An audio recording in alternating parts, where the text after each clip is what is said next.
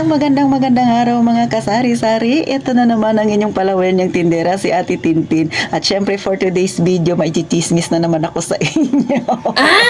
Sabihin niyo na lang, chismos sa talaga ito si Ate Tintin. Pero syempre, ukol yan sa negosyo yung ating pagchichismisan. Gusto mo bang malaman? Abay, mag-subscribe ka muna kay Ate Tintin. Please lang, bago natin pag-usapan ng issue ngayon. At kung nakaka-relate ka, paki-like naman ang aking video mga kasari. Kung hindi ka naman busy, paki-share naman. Please lang, nakikiusap na ang inyong palawen niyang tindera. At eto na, umpisa na natin ang real talk, masaya at mainit-init pa nating chismis. Kumusta ang inyong tindahan mga kasari? Kumusta kayong lahat mga kabarya ko? At syempre, minsan tayo ay may buo rin namang ben. Hindi lang panay barya.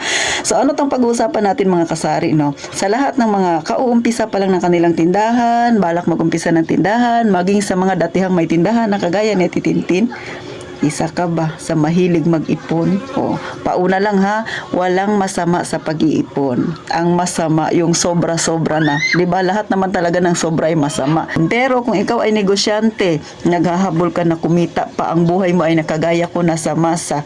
Ang masaklap kasi sisi, yung ultimo puhunan mo sa yung negosyo, inipon mo na, hindi mo na pinaikot, nilagay mo na sa bangko lahat o kaya sa alkansya. Yun ang hindi maganda.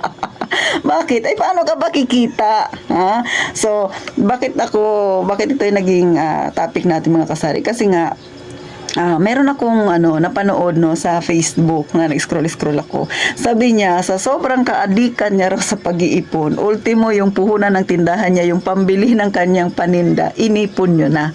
Ang tanong, paano ka pakikita? Pinang-ipon mo na yan. Hindi masama ang mag-ipon, pero dapat balance lang mga kasari. Paanong balance? Dapat i-priority mo yung pagbili ng paninda mo kasi kikita ka doon. Yung kinita mo sa paninda mo, paunti-unti ka lang mag-ipon. Paano mo mapapalago kagad ang yung negosyo? Nakauumpisa mo pa lang o kaya nasa kalagitnaan ka pa lang nagpagtitinda, tapos inipon mo na lahat, tapos nilagay mo sa bangko. Magkano lang bang tinutubo ng bangko kesa sa ikumpara mo kung pinamili mo yan ng yung paninda, mas malaki pa yung kikitain mo. So, nagiging katatawanan, di ba? Pero totoo po, meron talagang mga tao na nasa sobrang kaadikan sa pag-iipon. Ultimo pati yung kanyang pambili ng produkto, kanya nang inipon. So, nakastock na lang yung pera niya. Tingnan natin ha, mga kasari, yung mga mayayaman. Ini-stock ba nila yung pera nila? Di ba hindi? Ini-invest nila. Tayong mga mahihirap, dahil hindi naman tayo ganun kagaling sa pag-invest na yan. Kaya kahit ako, hindi ako magaling sa pag-i-invest mga kasari. Wala ako niyan. Ang pinaka-investment na alam ko mga kasari, bumili ako ng alahas. Kasi yung alahas, walang kalugihan. Habang tumatagal, tumataas yung value. Tapos, hindi mo kailangan na maglagay ng lalagyan tapos magbayad ka, di ba? Hindi ganon. Hindi katulad ng sa bangko, di ba? Ilalagay mo yung pera mo doon, pero nagbabayad ka doon ng tax. Yung kinita ng pera mo, binabayaran mo rin yun.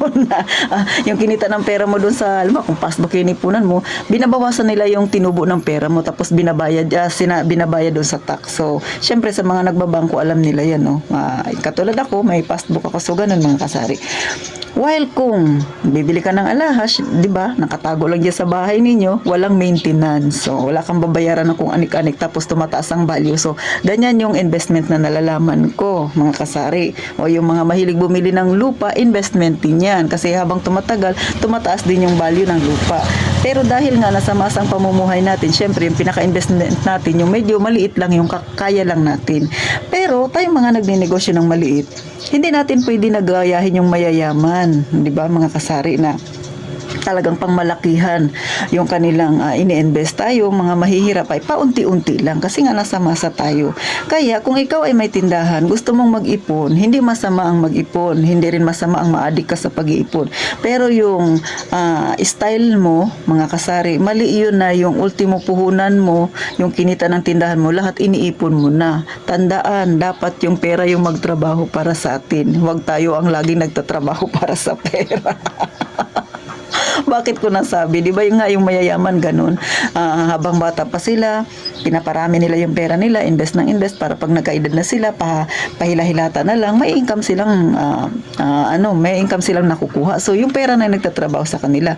Dahil hindi naman tayo mayaman, tayo ay nasa masa lang. Kaya ang gawin natin habang bata pa tayo, syempre kung may tindahan tayo, yung ating pera ibili ng paninda. Mga kasari, para mas maraming paninda, mas maraming customer, mas malaki ang kita. Mula doon sa kita na kinita natin sa ating tindahan, magtabi lang ng ayon sa ating kakayahan at ayon lang din sa ating pangangailangan, mga kasari, o di ba? So ganon, ha. Syempre tayo nangangarap tayo na mas mapalaki pa natin ang ating tindahan. Paano mo mapapalaki tindahan mo kung lahat halos ng yung kinita inipon mo na, hindi mo pinaikot, hindi mo pinagtrabaho yung pera na nandyan sa iyo, mga kasari. So ulit, hindi masama ang mag-ipon, hindi masama ang nagiging addict sa pag-iipon. Syempre kasi pinag-iisipan mo yung pera mo na mas mapalaki pa. Pero kung kagaya, ang buhay mo ay kagaya kaya titintin, tapos nangangarap ka na mas maparami pa ang pera, hindi lang ang paraang pag-iipon para maparami ang pera, kundi ipasok mo sa yung negosyo na pinasisimulan mo na para mas malaki ang yung benta, mas malaki ang kita, mas malaki ang maitatabi mo, mga kasari. Syempre, pahinay-hinay lang tayo. So hanggang dito na lang si Ate Tintin. Real talk yang sinasabi ko, nakakatawa man siya, pero totoo yan, mga kasari.